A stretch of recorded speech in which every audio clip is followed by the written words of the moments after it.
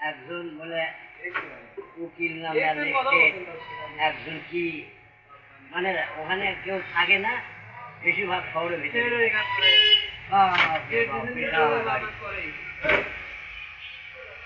ঘটনা ঘটছিল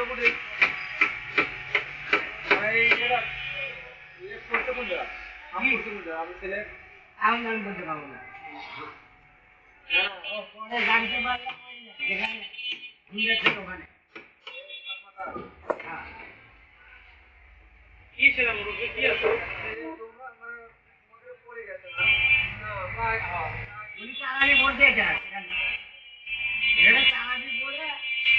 অন্য পণ্য গরিব বার করলে বাইক যাবে ওই কাপড়ের দোকানের সামনে।